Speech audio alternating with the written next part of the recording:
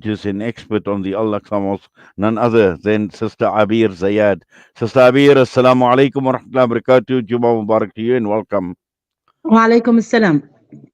Yes, Sister Abeer, we have been following all your updates for a very, very long time, since October the 7th. And, wonderful that you're able to share all those updates, be that how sad it is to actually read what is taking place. And we know that Palestinians are looking at the ICJ, what is happening in The Hague, all the hearings as the Zionist state is being exposed on a daily basis now. But just coming back to Al Quds, and I know there's been a huge impact, and also taking a look ahead at the month of Ramadan, we've seen Itamar Ben Gavir already making certain statements in terms of what can be expected during the month of Ramadan. What is happening in Jerusalem right now as we speak, and how has this affected people in East Jerusalem? Let's concentrate on three things in Jerusalem. First one, that they are using what is happening in Gaza, and that no one will look on what is happening in Jerusalem. So they start demolishing more houses, destroying more houses, arresting, making new laws, taking Jerusalem identity card from the people, the number of acting of races, attacking, beating, it's coming higher. Also, taking lands and houses in Jerusalem also is becoming more. But the worst thing is about the worst thing is about this. Sorry for that. The worst thing is what is happening against the Al-Aqsa Mosque. Of course, the demolition of houses is very hard. The taking lands is very hard. But also, since 7th of October, there is a lot of restriction of entering Palestinian people to Al-Aqsa Mosque. But Ben Gvir want to change all the status quo of Al-Aqsa Mosque during a month of Ramadan. He just, even people from Jerusalem, he does not want them to enter to pray in Ramadan. He wants in Ramadan, for example, in Jum'ah, 5,000 person only to pray. Instead, for example, we normally 250,000 or 500,000 person pray at the Jum'ah time in Al-Aqsa Mosque. He wanted only 5,000. He wanted to have a restriction on people who have even Israel passport, the Muslim ones, from entering to Al-Aqsa Mosque. All this will cause a huge problem in the whole area, not only in Al-Aqsa Mosque or in Jerusalem. What is going on? They are using the time of what the catastrophe that they are doing, the massacres, the ethnic cleanser that they are doing in Gaza, to do another ethnic cleanser in Jerusalem and taking Al-Aqsa Mosque, and to finish the issue of Al-Aqsa Mosque. So this message now is very, very important to all Muslims in the whole world, that you need to come to Al-Aqsa Mosque. You need to come. You need to follow Al-Aqsa Mosque. People from the West Bank will be abandoned completely from entering to Al-Aqsa Mosque. People from Jerusalem, people from 1948 land will be restricted from coming to Al-Aqsa Mosque. So it's a message for all Muslims. It's your duty to come to follow up Al-Aqsa Mosque and to support the existing of Muslims inside Al-Aqsa Mosque. This is a duty on each Muslim now. Yes, Sister Abir, are there still people from outside the world coming to Aqsa? Just now, I'm speaking with you. A group from UK is waiting for me in a tour for Al-Aqsa. Alhamdulillah, some of the people start coming. I know that because of the war, because of the situation, some people feel afraid from coming to here. But I would like to say that it's for tourists. It's safe, especially in Jerusalem, and they can come and they can fill up the mosque. And at the end, if they face a few difficulty on the border or in the airport, this is normal, and they need to understand that this is part from their participation in supporting Al-Aqsa Mosque, and they need to compare that it's nothing. Now any problem is nothing comparing to what is happening in Gaza, but also it's very, very safe. And all the people who came from South Africa, from UK, from other country, they know that it's safe and they can come, inshallah. Well, inshallah, we're looking forward to that, and we will continue encouraging people to come, and especially in the month of Ramadan, as we know that many South Africans come to Al-Aqsa during the month of Ramadan. So, inshallah, we certainly will do. But just coming back to what is happening right now in terms of, we know what's playing out in Gaza, what's happening in the West Bank, but just looking at day-to-day life in East Jerusalem, how are people coping this, Sister Abir? It's very difficult. It's very hard. People are terrified. People are does not know what to do. They are losing everything. People in the West Bank, especially, they become also arrive to the to the line of starving. A lot of people in the West Bank also because of all this restriction that Israel is putting on them.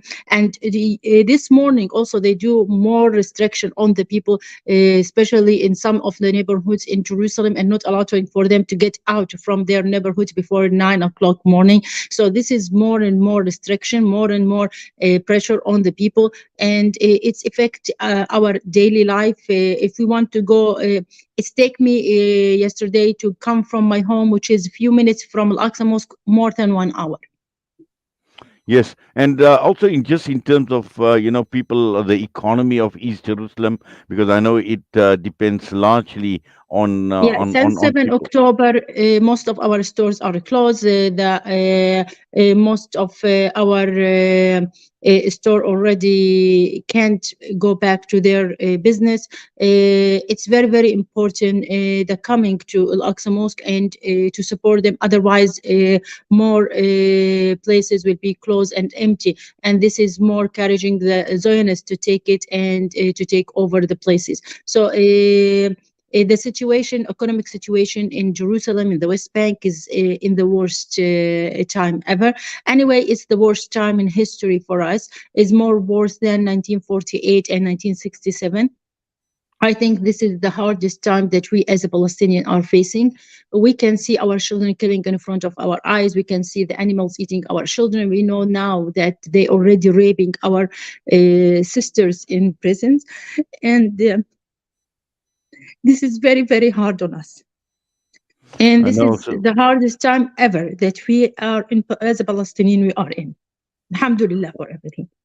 yes, Sister Abir, I know you one that doesn't become too emotional in a hurry, but I hear the emotion in your voice, and it's very difficult. And just yesterday, we were looking at the ICJ, and I know Jordan made a submission, and Jordan spoke about Masjid al Aqsa in particular, and places of worship, and how the destruction. They spoke about the Qibli Mosque as well, and how places of worship have actually been destroyed and come under attack by the Zionist regime. So the world is now starting to learn. The world is starting to get educated. The world is starting to become informed as to what all these years of Zionist occupation have actually meant, Sister Abir.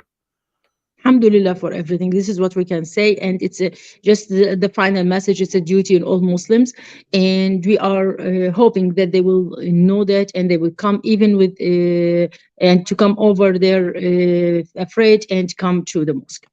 No, inshallah, we will continue. We will continue encouraging people to go out, and inshallah, we will be doing a lot more programs on Masjid al Aqsa in the build up to the month of Ramadan. But more importantly, to stand with the people of Palestine, to show our brothers and sisters there that you are not alone. We are with you, and inshallah, we will continue in Inshallah. our support for the people of Palestine. Sister Abir, I Inshallah. know you're rushing, you're Jazakumullah rushing. khair. You've got people waiting for you, but Jazakallah khairan so much for coming on, and Allah subhanahu wa ta'ala grant you safety. Allah subhanahu wa ta'ala accept you. Allah ta'ala reward you for your wonderful efforts as well, inshallah. And we're looking forward to future engagements. Jazakallah khairan. Assalamu alaikum. Ameen. Wa alaikum salam wa rahmatullahi wa barakatuh. Sister Abeer Zayyad with us. And yes, I've done so many interviews with Sister Abeer over the years. And this is the very first time.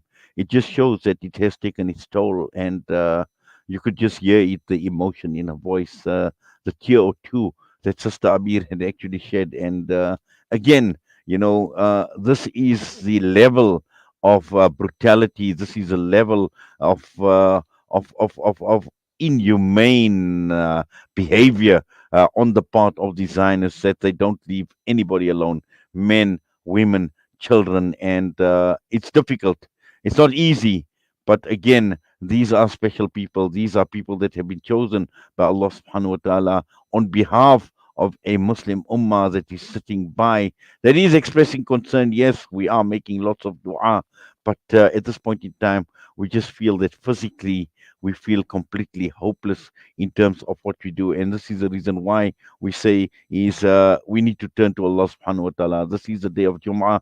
Let us continue making dua. Let us make lots of dua, particularly at the special moments when du'as are accepted, but also at the same time, we need to do whatever we can financially, morally, in any way whatsoever that we can support their cause. And in supporting them, what the Palestinians have been saying over and over again, come to Masjid al-Aqsa. And this is what we will encourage people as we head towards this month of Ramadan.